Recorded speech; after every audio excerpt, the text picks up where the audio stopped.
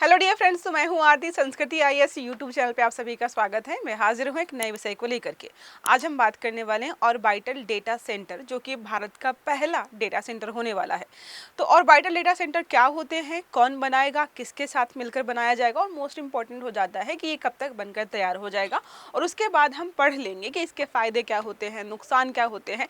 जो पृथ्वी पर data centres बने हैं उनको लेकर के काफ़ी बार रिपोर्ट्स आई है जो कि नकारात्मक है। और हम बात करते रहते हैं कि यूपी में यहाँ पर डेटा हब बनेगा, डेटा सेंटर्स बनाए जाएंगे, क्योंकि हर चीज़ के लिए डेटा सेंटर्स बहुत ज़रूरी हो जाते हैं। तो स्पेस में, अंतरिक्ष में बनाएंगे। तो यहाँ पे देखो क्या लिखा है, पिक्सल यहाँ पे लॉन्च करने वाला है डेटा सेंटर के लिए एक सैटेलाइट। और ये अकेले नहीं करेगा, जो आपने सर्वम का नाम सुन रखा होगा ना, सर्वम के साथ मिलकर के करने वाला है। अब आधा काम जो है पिक्सल करेगा और आधा काम सर्वम की टीम करने वाली है। अब क्या क्या काम किसको दिए गए हैं ये हम यहाँ पे वन बाय वन समझ लेते हैं। तो भारतीय स्पेस टेक स्टार्टअप हमारा है, क्या नाम है, पिक्सल। एक महत्वपूर्ण घोषणा की है कि हमने सर्वम के साथ टाई अप कर लिया है और नाम रखा है सैटेलाइट का पाथ फाइंडर। नाम याद रखना है आप लोगों को। ये जो सैटेलाइट है 2026 की चौथी तिमाही अक्टूबर, नवंबर, दिसंबर के आसपास जो है भेजा जाएगा। दोनों की साझेदारी हमने समझ ली है। अब देखो दोनों के काम यहाँ पर अलग अलग रखे गए हैं। पिक्सल का काम होगा कि सैटेलाइट का निर्माण करना, डिजाइन करना, प्रक्षेपण करना, संचालन करना। ये सारा कौन करेगा, पिक्सल करेगा। और सर्वम क्या करेगा, सर्व हम सबको पता है कि आर्टिफिशियल इंटेलिजेंस पे काम करता है, भारतीय भाषाओं के आधार पर काम करता है। तो इसका काम यहाँ पर है कि जितना भी एआई का ढांचा है पूरा तैयार करेगा। अब हम बात करेंगे यहाँ पर कि हमारे सैटेलाइट्स में एआई को लगा करके भेजा जा रहा है। जो हमारे पिक्सल्स यहाँ पे फोटोज वगैरह क्लिक करके उनको एनालाइज करके डेटा बनाया जाता है, उसमें एआई का इस्तेमाल किया जाएगा। इससे क्या फायदा होगा हम यहाँ पे समझेंगे। पहले समझ लेते हैं सर्वम के बारे में। सर्वम क्या है, powering India foundation AI model सर्वम एआई। तो हमारा खुद का एआई मॉडल है जो हमारी खुद की भाषाओं पर काम करता है। और मोस्ट इंपॉर्टेंट यही चीजें यहाँ पर इसके बारे में हो जाती है। और अगर जानना है 2023 में इसकी जो है स्थापना बेंगलुरु कर्नाटका में हुई है। फाउंडर्स के नाम याद रखिए, विवेक राघवन एंड जो है प्रत्युष कुमार, दो लोग हैं जिन्होंने इसकी जो है खोज की थी या इसको बनाया था। मिशन यहाँ पर क्रिएशन, तो सॉवरेन मतलब हमारा खुद का एआई है, डेवलप किया गया, ट्रेन और ऑपरेट करने के लिए यहाँ पर इस्तेमाल किया जाता है। और हमारा ही है, जाहिर सी बात है। तो भारतीय 22 से अधिक भाषाओं में आपको जो है ये काम करता हुआ दिखाई देगा। अब पिक्सल के बारे में बात करते हैं तो ये भारतीय और अमेरिकन दोनों को मिलाकर देखिएगा निजी स्पेस टेक है। ये अलग अलग क्षेत्रों में काम करता है। यहाँ पर लिखा है कॉन्स्टलेशन। एक आर्टिकल मैंने आपको कल पढ़ाया तो उसमें भी हमने कॉन्स्टलेशन के बारे में बात की थी। कॉन्स्टलेशन का मतलब होता है बहुत सारे सैटेलाइट्स एक ग्रुप के तौर पर काम करेंगे और सबका उद्देश्य एक ही होगा, लेकिन सेगमेंट अलग अलग डिवाइड कर दिए जाएंगे। तो ये भी यहाँ पर बनाने की बात कही गई है। ये क्या करेगा, पृथ्वी अवलोकन, तो अर्थ ऑब्जर्वेशंस के लिए ही भेजे जाते हैं, क्योंकि इसका इस्तेमाल हम कृषि हो गया, ऊर्जा हो गया, खनन हो गया, इसके अलावा पर्यावरण हो गया। और जो हमने पढ़ा था लास्ट डे हमने क्लास में पढ़ा था, उसमें ये था कि डिफेंस के लिए भी हमारी बॉर्डर जो है उनको भी मॉनिटर करने के लिए इस्तेमाल किया जाएगा। उसका नाम आपको बताना है कमेंट बॉक्स में। मैंने आपको कल ही बताया था और बहुत चर्चा में था। उसका नाम था दृष्टि, और उसका नाम के साथ साथ काम क्या है ये आपको बताना है। प्रमुख विशेषताएं क्या है, हम बात कर रहे हैं पिक्सल के बारे में। एक स्थापना हुई है 2019 में। संस्थापक यहाँ पर है अवैस अहमद और क्षितिज खंडेलवाल, दो लोगों ने इसकी स्थापना की थी। अब बात करते हैं किन किन चीजों पे काम करेगा। यहाँ पर लिखा हाइपर स्पेक्ट्रल तकनीकी, बहुत ज्यादा टेक्निकल वर्ड है, सबसे आसान भाषा में समझना है। सबसे अच्छी फोटो खींच कर देता है, बढ़िया हाई प्रोफाइल मतलब हाई पिक्सल्स वाली फोटो खींच कर देता है, क्लियर होती है, हर सटीक जानकारी आप जूम कर करके देखेंगे तो पिक्सल्स नहीं फटेंगे। अब इनकी जो है कैपेसिटी तो 150 प्लस स्पेक्ट्रल जो है स्पेक्ट्रल बैंड्स का इस्तेमाल करते हैं। और इनकी जो है रेजोल्यूशन पावर देखेंगे तो 30 मीटर के आसपास रहती है। जो मैंने आपको दृष्टि पढ़ाया था कल, उसमें जो है 150 मीटर है, उसको वो 5 मीटर करेंगे भविष्य में 3-4 साल बाद। लेकिन देखो ये कितना अच्छे से काम कर रहा है, ऑलरेडी जो है 30 मीटर रेजोल्यूशन प्रदान करता है। इसका मतलब काफी क्लियर फोटोज आप देख सकते हो। अब उद्देश्य क्या है, क्यों किया जा रहा है, मोस्ट इंपॉर्टेंट होती है कि ये कर क्यों रहे हैं। तो जलवायु परिवर्तन, क्लाइमेट चेंज हो रहा है। जैसे अभी क्या होता है, फोटोज स्पेस से क्लिक करते हैं, फिर फोटोज हमारे यहाँ पर भेजी जाती हैं।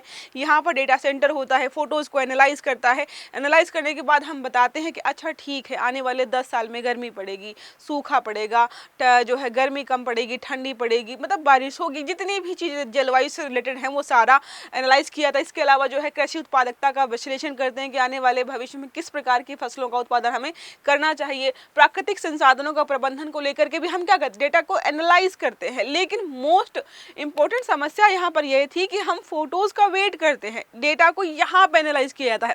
लेकिन जो अब तकनीकी हमने बनाई है, जिसकी हम बात कर रहे हैं पाथ फाइंडर की, उसकी स्पेशलिटी यही कि भाई वहीं पर सब कुछ सेटअप कर दिया जाएगा, वही फोटोज क्लिक करेंगे, वही एनालाइज करेंगे, क्योंकि वहां पर एआई आधारित चीजें लागू करने वाले हैं, वही एनालाइज करके हमें बस भेज देंगे। डेटा सेंटर भी वहीं पर है कि सारा डेटा वहीं इकट्ठा किया जाएगा, बस हमें जो है जानकारी भेज देंगे कि यहाँ पर क्या क्या किस प्रकार की चीजें होने वाली है। इसी वजह से हम बोल रहे हैं कि ये पहला ऑर्बिटल डेटा सेंटर होने वाला है। अब पाथ फाइंडर पारंपरिक तौर पर हमने समझ लिया है किस प्रकार से काम करता है, और पाथ फाइंडर जो है किस प्रकार से काम करने वाला है, दोनों के बीच क्या डिफरेंस है आप ऑलरेडी हमने समझ लिया है। अब बात करते हैं जो हाइपर स्पेक्ट्रल इमेजिंग और रियल टाइम विश्लेषण क्या होता है। वही है कि हम तुरंत फोटोज क्लिक करेंगे, तुरंत एनालाइज करेंगे, तुरंत डेटा को कलेक्ट करके हमारे पास सारी जानकारी इकट्ठा हो जाएगी, जो कि पारंपरिक जो पहले इस्तेमाल करते थे उससे बेटर हो जाएगा। अब बात करते हैं पाथ फाइंडर में क्या है, पैटर्न पहचान सकता है, बदलाव का पता लगा सकता है, साथ में तुरंत निष्कर्ष आपको निकाल करके यह देता है। अब निर्णय लेने की गति में क्रांतिकारी बदलाव, जाहिर सी बात है तुरंत का तुरंत। हमें पता है कि अगर हम एक मैथ का क्वेश्चन सॉल्व करें और वही मैथ का क्वेश्चन आप एआई को दीजिए, वो विद इन मिनट सॉल्व करता है, हमें घंटे लग सकते हैं। तो एआई का इस्तेमाल करें तो पर्यावरणीय निगरानी बेहतर होगी, प्राकृतिक संसाधन प्रबंधन अच्छा हो जाएगा, आपदा प्रबंधन और महत्वपूर्ण जो भी हमारी अवसंरचनाएं हैं उनकी निगरानी हम बेहतर तरीके से कर पाएंगे। ये सारा यहाँ पे बताया गया है। तो डेटा भेजने वाले उपकरण नहीं, बल्कि यहाँ पर खुद सोच करके डेटा निर्णय लेने वाले उपकरण हमारे यहाँ पर बनने वाले हैं। अब बात करते हैं कि ऑर्बिटल डेटा सेंटर ही हम क्यों बना रहे हैं, ऐसा कुछ क्यों नहीं बना लेते पृथ्वी पर। जैसे अभी हम जो है इस बात पे काम करेंगे, अलग अलग स्टेट में डेटा सेंटर बनाएंगे। अब आखिरकार हम इतना जो है आगे क्यों बढ़ रहे हैं, तो देखो जो हमारे पृथ्वी पर जो डेटा सेंटर्स बने होते हैं बहुत अधिक ऊर्जा खपत होती है, भूमि की कमी भी आती है, नियामकीय बाधाएं होती हैं, सीमा विस्तार भी होता है। देखो अब इनको अगर A1/1 समझना चाहे ना, तो बहुत ज़्यादा हीट जनरेट होती है, उसको ठंडा रखने में लाखों लीटर पानी वेस्ट हो जाता है, और पानी पर जो है दबाव बढ़ता जा रहा है। इसके अलावा वो जो मशीनें जो डेटा सेंटर्स बनाए जा रहे हैं वो अमर नहीं है, उनके जो भी कचरा होता है वो ई वेस्ट जनरेट करता है, जिसकी वजह से पर्यावरणीय समस्याएं भी लगातार बढ़ती जा रही हैं। इन्हीं सभी समस्याओं को ध्यान में रखते हुए बोला जा रहा है कि अब हम जो है कहाँ बनाएंगे, स्पेस में डेटा सेंटर्स बनाएंगे, और इसी वजह से बोला जा रहा है कि बेहतर होने वाला है। ऊर्जा का जो इस्तेमाल है, आप जो है सौर ऊर्जा का इस्तेमाल करिए, डेटा स्रोत के लिए करीब यहाँ पर रहेगा, साथ में अधिक स्केलेबल और टिकाऊ रहने वाला है। अब बात करते हैं भारत के लिए क्या महत्व है, तो यह जो मिशन हमारा है बहुत सारे इंपॉर्टेंस साथ में लेकर के आया है। अंतरिक्ष आधारित एआई कंप्यूटिंग बेटर हो जाएगी, स्वायत्त सैटेलाइट सिस्टम हमारा खुद का हो जाएगा, वैश्विक स्पेस जो टेक्नोलॉजी है इसमें भारत लगातार आगे बढ़ रहा है, अपनी एक पहचान बनाएगा। भविष्य के जो भी ऑर्बिटल जो है डेटा सेंटर्स नेटवर्क है वहां पर हम क्या करेंगे, पार्टिसिपेट करेंगे और उसकी नींव रख रहे हैं। हम अकेले नहीं हैं जो इस प्रकार के डेटा सेंटर्स बना रहे हैं, और भी देश इस पर काम कर रहे हैं। अब ये आपका काम है कि आपको बताना है कि मैम अमेरिका का ये मिशन है जो डेटा सेंटर बनाएगा स्पेस में, चीन का, अमेरिका, चीन, जापान और रसिया, ये चार आपको ढूंढ करके लाने हैं और कमेंट बॉक्स में बताना है। अब एक प्रश्न हमारा इसी आर्टिकल से रिलेटेड है, भारत के पहले orbital data centre satellite path finder के विकास से संबंधित कौन सा ये जो है कथन सही है। पहला, इसे केवल इसरो द्वारा विकसित किया जा रहा है। दूसरा, इसे पिक्सेल और सर्वम के सहयोग से विकसित किया जा रहा है। तीसरा, यह केवल डेटा संग्रह करेगा, प्रोसेसिंग नहीं करेगा। सही आंसर देना आपको कमेंट बॉक्स में।